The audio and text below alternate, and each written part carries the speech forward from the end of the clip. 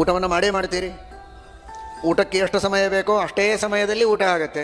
ಇನ್ನೂ ಬೇಕು ಅಂದರೆ ಸಮಯ ಕಡಿಮೆ ಆಗುತ್ತೆ.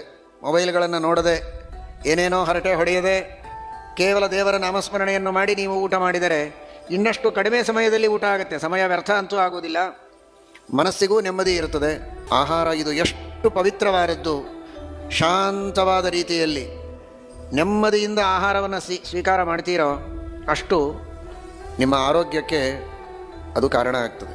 ಒಂದೇ ಆಹಾರ ಇರಬಹುದು, ಕೆಟ್ಟ ಕೆಟ್ಟ ವಿಚಾರಗಳು, ಯಾರೋ ಹೊಡೆದದ್ದು ಬಡದದ್ದು ಸತ್ತದ್ದು ಏನೇನೋ ಸಿನಿಮಾಗಳನ್ನು ನೋಡ್ತಾ ನೋಡ್ತಾ ಆ ಕೆಟ್ಟ ವಿಚಾರದೊಳಗೆ, ಟೆನ್ಷನ್ ಒಳಗೆ, ಒಂದು ಉದ್ವಿಗ್ನವಾದ ಸ್ಥಿತಿಯಲ್ಲಿ ನೀವು ಊಟ ಮಾಡಿದರೆ ಹೊಟ್ಟೆಗೆ ಅದು ಹತ್ತೋದಿಲ್ಲ. ಅದೇ ಸಮಾಧಾನವಾಗಿ ದೇವರ ಸ್ಮರಣೆಯನ್ನು ಮಾಡ್ತಾ ಆನಂದದಿಂದ ನಗನಗತ ಅರ್ಥಾತ್ ಶಾಂತ ಮನಸ್ಸಿನಿಂದ ನೀವು ಊಟ ಮಾಡಿದರೆ ಅದು ನಿಮ್ಮ ಆರೋಗ್ಯಕ್ಕೂ ಬಹಳ ಹಿತ.